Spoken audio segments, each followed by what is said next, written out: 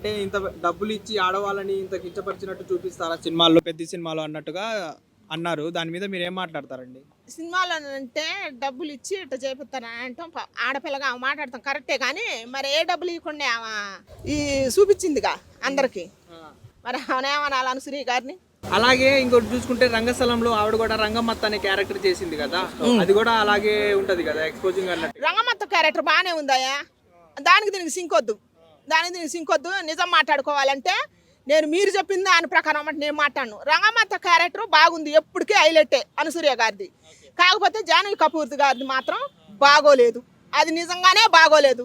చచ్చిపోయిన శ్రీదేవి కూడా చూస్తే మళ్ళీ చచ్చిపోద్ది, బాగోలేదు అది, ఇది నిజం. అంటే మేకప్ ఆర్టిస్ట్ నిన్న మాట్లాడుతూ హీరోయిన్ అద్దన్న కూడా బుచ్చిబాబు అలానే ఏమని చెప్పిందట డైరెక్టర్ బుచ్చిబాబు. ఆయన సినిమా ఆయన ఎందుకు పడగొట్టుకుంటాడా, కాకపోతే పెట్టే విధానం బాగోలేదు. ఒక హీరోయిన్ పెట్టినప్పుడు అసలు హీరోయిన్ చూసే సగం సినిమా ఆడుద్ది, ఆ హీరోయిన్ చూసి ఇంకా సినిమా పడిపోతుందంటే ఏం బాగుంటుంది. అసలు ఆమె 2 సినిమాలలో ఉంది. ఇప్పుడు పెద్ద పెద్ద హీరోలు పక్కన తీసిందిగా, జూనియర్ ఎన్టీఆర్ పక్కన రామ్ చరణ్ పక్కన తీసిందిగా, 2 సినిమాలలో అంతే ఉంది. దాంట్లోనే తంగానే పేరు పెట్టారు, దీంట్లోనేమో అచ్చానో ఏదో పెట్టి చచ్చారు. ఏం బాగుండి చచ్చింది, దాంట్లో లంగామోనే పెట్టారు, దీంట్లో లంగామోనే పెట్టారు, దానికి కూడా వాల్యూ పోయింది అనమాట. అంటే ఆ సినిమా విజయనగరం పైన కదా, అటుపక్క ఉండే అమ్మాయిలు కలిసి సున్నితంగా ఉంటారు కాబట్టి ఇందులో చాలా వైలే పెట్టారు కదా. అసలు వెల్డ్గా పెట్టినా కూడా ఆమెకు పెట్టిన వేస, ఆ మడిసికి తీరు అసలు ఏది సెట్ కాలేదు. ఆమెదైతే బాగోలేదు అయ్యా, ఆమెదైతే హీరోయిన్గా ఆమెది అసలు ఏం బాగోలేదు. వీళ్ళు కావాలని చూపించింది ఏం లేదు. ఒక స్త్రీగా ఒక మహిళగా ఆమె ట్రీట్ చేయాల్సిన అవసరం కూడా లేదనమాట. ఎందుకంటే ఆమెకు అందుకు అర్హురాలు కాదు అనుసూయ గారు. ఫస్ట్ నిజం మాట్లాడుకోవాలంటే ఆమె అందుకు అర్హురాలు కాదు. ఎందుకంటే చీర గురించి బట్టు గురించి ఇదివరకే ఇదైంది కాబట్టి ఆమె దాని గురించి మాట్లాడటం అనవసరం. సినిమాలో మాత్రం అట్లా పెట్టడం ఆమెది బాగోలేదు. మరి ఆమె వల్ల ఇప్పుడు పెద్ద సినిమా రామ్ చరణ్ గారు అంత కష్టపడి తీసి దేశానికి ఎంత మంచి మెసేజ్ ఇచ్చిండు, ఆమె వల్ల ఈ సినిమా పోవాలా? ఉన్న మెసేజ్ చూడొచ్చు. ఆమెది ఉంది 10 నిమిషాలే, ఆ 10 నిమిషాల కోసం ఇప్పుడు 30 గంట సినిమా పోవాలా? పోకూడదు కదా, అందుకని ఇట్ట కూడా చూడాలి. అందుకని చాలా వింతగా ఉంది కదా. అంటే మొన్నటిదాకా మా బాడీ మా ఇష్టం అన్న అనసూయ ఈరోజు అలా చూపించినప్పుడు ఆవిడ దానికి ఎగనెస్ట్ గా మాట్లాడడం, దీన్ని ఎలా చూసుకోవచ్చు? దొంగలు ఊళ్ళు పంచుకున్నట్టుంది అనమాట. ఎట్టుందంటే దయ్యాలు ఏదాలు వల్లించినట్టు ఉంటుంది. ఆమె చెప్పడం బాగోలేదయ్యా, అదైతే బాగోలేదు. అనసూయ గారు చెప్పడం బాగోలేదు. ఇప్పుడు అనసూయ గారిని నేను అనవసరంగా తిట్టను.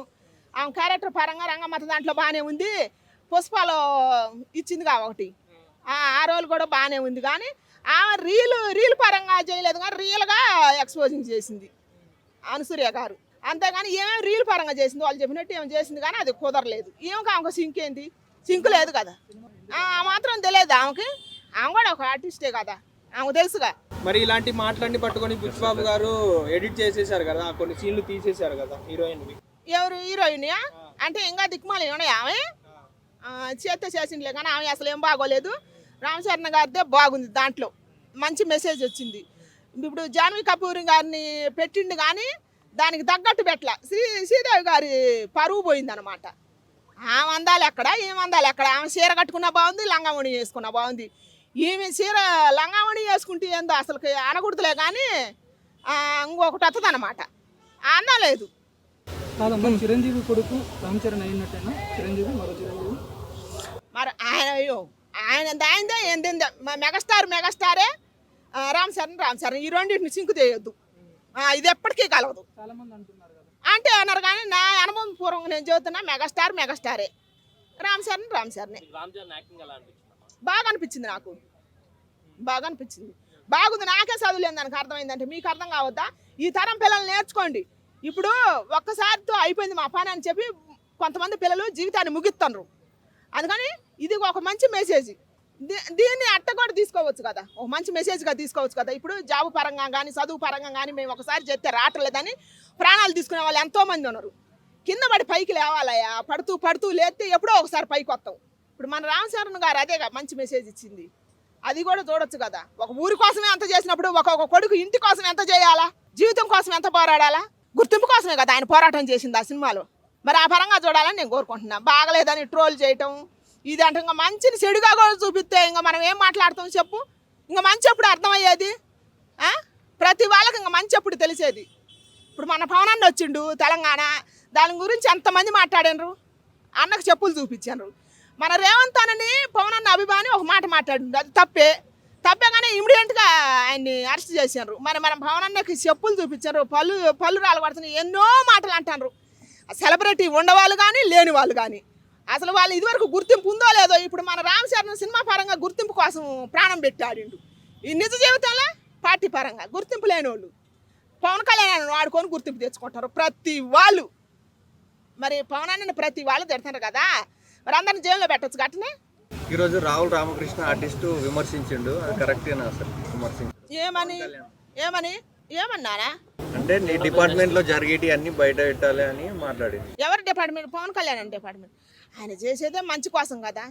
ఇంకా మంచి కోసం వచ్చిన వ్యక్తులను ప్రతి వాళ్ళని ప్రశ్నిస్తే మంచి చేసే వాళ్ళు ఎవరు మిగులుతారు? భూమి మీద దోసుకునే వాళ్ళే ఉంటారు. కానీ ఇప్పుడు దోసుకున్నది ప్రజలకు పంచిపెట్టే దేవుళ్ళు ఎంతమంది ఉంటారు? 10 మందిలో ఒక్కళ్ళే ఉంటారు. అది ఒక్కరికే సాధ్యమైంది. ఇంకా వాళ్ళని కూడా విమర్శిస్తే పోతారు కదా. వెనక్కి మళ్ళీ మనల్ని పరిపాలించేది ఎవరు? మనల్ని దోసుకునే వాళ్ళే ఉంటారు. చివరి లాస్ట్కి మనల్ని బాగు చేసే వాళ్ళు ఎవరు ఉండరు. దీని పరంగా ఆలోచించాలని నేను అనుకుంటున్నాను. ఎందుకని ఇప్పుడున్న వాళ్ళకి అర్థం కావట్లేదు మంచి చేసే వాళ్ళని కూడా చూడాలనుకున్నారు. ఇప్పుడు మంచి చేసే వాళ్ళని గుర్తించట్లా, 90% చెడు చేసే వాళ్ళని గుర్తిస్తున్నారు. 90% మన పక్క నుండి పొలాలు పెట్టే వాళ్ళు కూడా ఉన్నారు అనమాట. అట్ట కదా అసలు మనిషి పరంగా ఓడిపోతుండ్రు, జీవితం పరంగా ఓడిపోతుండ్రు, రాష్ట్ర పరంగా కూడా ఓడిపోతుండ్రు. అది ఎవరికి తెలుస్తుంది? ఎంతమందికి తెలుస్తుంది? చదువులేని దానికి నాకే ఇంత అర్థమైనప్పుడు చదువు ఉండే వాళ్ళకి ఎందుకు అర్థం కావట్లేదు? ఊర్లో ఉండడానికి బర్రెలు కాసుకునే దానికి నాకే ఇంత అర్థమైనప్పుడు పట్టణాలలో ఉండే వాళ్ళకి ఎందుకు అర్థం కావట్లేదు? రాజకీయం చేస్తున్నారు కదా అందరూ చదువుకునే వాళ్ళు అందరూ మాట్లాడతారు, ఇంగ్లీష్లో మాట్లాడతారు. ఎందుకు అర్థం కావట్లేదు? మన భవిష్యత్తు గురించి మన భవిష్యత్తు మీద మనల్ని ఆటలాడే వాళ్ళకైతే సపోర్ట్ చేస్తున్నారు. మన భవిష్యత్తును బాగు చేస్తాననే వాళ్ళని కిందికి అదక పాతాళానికి దొక్కుతున్నారు. ఎందుకని? అది ఎవరిలో లోపం ఉంది? 90 మంది ప్రజల్లో మనలేగా లోపం ఉంది. 10 మంది మనల్ని పరిపాలిస్తారంటే 90 మందే కదా లోపం. ఎవరిది లోపం? అసలు మంచి ఎందుకు కనబడలేదు? చేసే మంచి చెడు ఎందుకు ఎదుగుతున్నారు? ఎందుకో మంచి 10 మందే చూస్తున్నారు కదా, చెడుని 90 మంది చూస్తున్నారు. అందుకని మంచిగా రావట్లేదు. ఇప్పుడు ఆంధ్రాలో చాలా గిరిజన ఏరియాలు ఉన్నాయి. స్వాతంత్రం వచ్చినప్పటి నుంచి ఇప్పుడు దాకా ఏ ఏరియాలో కూడా రోడ్లు ఇప్పుడు దాకా వెళ్ళి ఆ ఊరు మొహం కూడా చూడలేదు. అలాంటిది ఈ రోజు పవన్ కళ్యాణ్ రాకనా అంటే స్వాతంత్రం వచ్చి మనకి 60-70 సంవత్సరాలు అయిపోయినప్పుడు కూడాను ఇప్పుడు వరకు రోడ్లు అయినా ఆయన ఏ ప్రభుత్వం అయింది కూడా పవన్ కళ్యాణ్ వేశారు. అట్లాంటి మంచి పనులు చేసినప్పుడు కూడా పవన్ కళ్యాణ్ విమర్శిస్తున్నారు అంటే ఇంకేం చెప్తారు? అదే మరి మంచిగా రావట్లేదు, చేసిన మంచిగా రావట్లేదు. ఇప్పుడు ఒక ఆంధ్రాలోనే కాదు, మన తెలంగాణలో లేదా? గుర్తింపు లేని ఏరియాలు లేవా? దారులు లేని ఊర్లు లేవా? కష్టాలు పడే ప్రజలు లేరా? పేదవాళ్ళు లేరా? నిరుద్యోగులు లేరా? మరి మన అయ్య జాగిరా అని అడిగినప్పుడు మరి మన అయ్య జాగిరి గురించి పట్టించుకునే నాదుడు ఎవడు? అది కూడా తెలియాలి కదా. మన గురించి పాటలు పాడి ఎన్నో పాటలు పాడుతున్నారు కదా. మన అయ్య జాగిరి మనం కష్టపడి తెచ్చిన వాళ్ళకి ఎంతమంది గుర్తింపు వచ్చింది? మన పవన్ కళ్యాణ్ కాసేపు పక్కన పెడదామండి. కష్టపడి ప్రాణాలు బలిదానాలు చేసిన నిరుద్యోగులకి, కష్టపడి వచ్చిన వాళ్ళకి ఎంతమందికి పదవులు వచ్చినాయి? వాళ్ళ కుటుంబాలు ఎంతమంది వెలుగులోకి వచ్చారు? అసలు అది చెప్పాలి కదా. అది తెలియాలి తెలంగాణ బిడ్డలకు. నేను ప్రశ్నిస్తున్నా. హిట్ టీవీ యాప్, ఇందులో short news, live news, entertainment shows, movies, digital magazines తో పాటు మీ జిల్లా వార్తలను కూడా ఫ్రీగా చూడొచ్చు. ఇంకెందుకు ఆలస్యం? వెంటనే హిట్ టీవీ యాప్ ని డౌన్లోడ్ చేసుకుని ఫ్రీగా ఎంటర్టైన్మెంట్ పొందండి. Hit TV app. Hit TV app. Please download hit TV app. Hit TV app ని ఫ్రీగా డౌన్లోడ్ చేసుకుని ఎంజాయ్ చేయండి. మీకు నచ్చిన ఎంటర్టైన్మెంట్ కోసం హిట్ టీవీ యాప్ ని ఫ్రీగా డౌన్లోడ్ చేసుకుని ఎంజాయ్ చేయండి. హిట్ టీవీ యాప్ ని డౌన్లోడ్ చేసుకుని ఆస్వాదించండి, ఆశీర్వదించండి. ఇంతమంది సెలబ్రిటీలు హిట్ టీవీ యాప్ ని డౌన్లోడ్ చేసుకోండి అని చెప్తున్నారంటే ఎంత మంచి యాప్ ఆలోచించండి. అమెరికా అమెరికా అమెరికా అమెరికాలో చదవాలనుకునే వాళ్ళకి విశ్వసనీయమైన పేరు మన శౌర్య కన్సల్టెన్సీ. UK లో 1 year masters, UK లో 1 year masters, 2 years work permit up to 5 years visa. Contact Saurya Consultancy. Contact 89851 89851.